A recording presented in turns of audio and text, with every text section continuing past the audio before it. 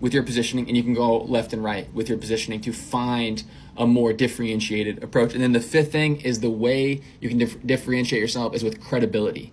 Okay, you have to always be asking yourself, why should someone listen to me? Why should someone listen to me? Two things that are getting overplayed right now. Because I make a lot of money, you should listen to me. And the second one in like the medical or the fitness field is I have a certain title and you should listen to me. I'm a PhD, MD, whatever it is.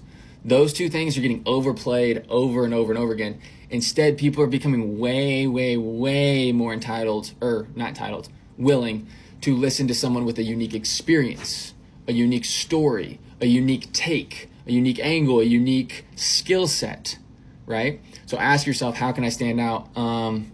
One example of this is I don't even remember this guy's name, okay? He has a big following. He probably makes a piss ton of money, but he positioned himself as the chief technology officer of a big company. It's like a keyboard company.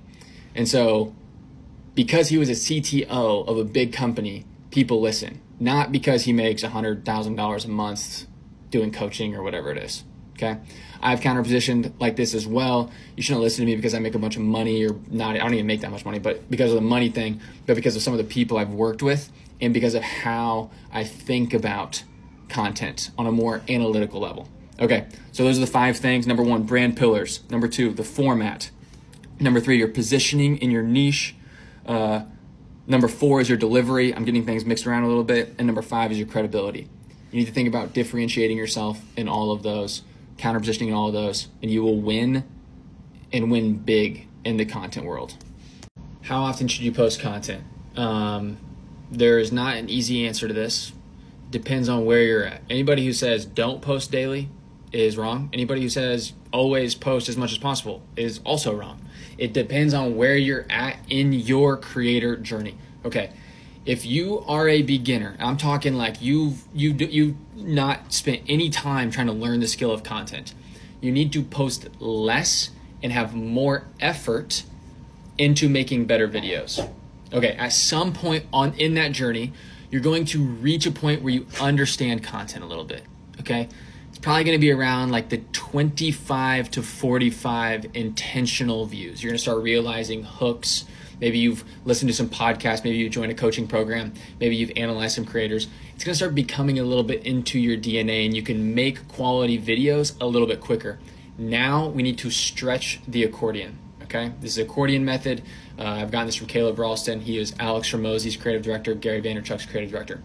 Okay, you stretch the accordion now and you need to now start posting 3 times a day. Here is the problem. Please listen to me.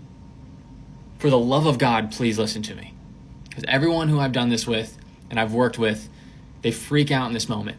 Whenever you post 3 times a day, your views are gonna get diluted into 3 videos. So if you're usually getting 5,000 views a day, that's gonna break up into 3 videos. Might be like 2,000, 2,000, 2,000.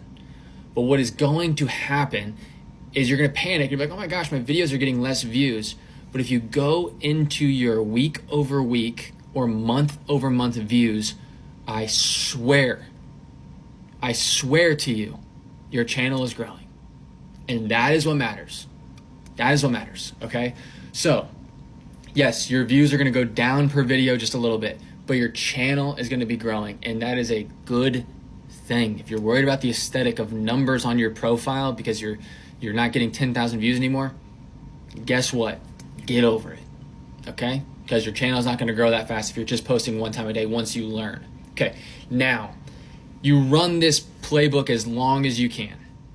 As long as you can, and it's gonna come in cycles. It's gonna go up and down, okay? I had somebody who he was just crushing it. He was averaging 10K views, then all of a sudden it spiked and like kind of went down. He hit a couple like 3-figure viewed videos for a while. But in this journey, you should be collecting so much effing data. What videos work? What videos don't work? What on-screen text works? What formats work for me? And you want to experiment inside of this. You should basically be doing a 70 to 30 split. 70% should be stuff that I feel pretty damn good is gonna hit. 30% should be wild card videos where you're getting outside of it, out of your box, you're testing new formats, you're just doing other things, okay? Then at some point, like I was getting ready to say, at some point you're going to hit a plateau. Okay? Just talking to a girl, she hit this plateau at 50,000 followers. It really depends on your niche. It really depends on your niche. You'll kind of know, okay? And whenever you hit your plateau, you don't want to repivot. You don't want to change niches. What you want to do now is compress your 3 videos a day into one really damn good video a day. Okay, so you go back and you find all of your great stuff. Maybe you do a series. Day 1 of trying to chop down a tree because you're a lumberjack creator. I don't know. And you make it a series of 30 days of trying to do it. Or maybe you get a new format. You hire an editor because your business is probably there. Now you start going a little bit more green screen. You go higher production, okay? Because you need to break through kind of the plateau. And the way you do that usually is through quality, ramping up the quality again, okay? And this is different for Instagram and TikTok. I'm specifically talking about TikTok right now. This advice doesn't really apply to Instagram. You should never be posting 3 times a day on Instagram. Rarely. Definitely not as much as on TikTok. Now, I want to talk about a unique situation. TJR. Who is TJR? TJR is, how do I even describe him? He's a day trader. And we're just going to leave it at that. This dude posts 40 to 60 times a day. Okay. I've talked to some people on his team, and he is posting so damn much. His reach is going wild. It has nothing to do with his actual business and his offer, okay? He's doing crazy stuff. Talking about cracking breads. I don't know. Going to freaking Milan or something, Ibiza. I don't really know. It's just going nuts. I think he might have did something a little racist, but just is what it is. Hey, I'm not here to just, talk about TJR like that. But this works for like 1% of the creators.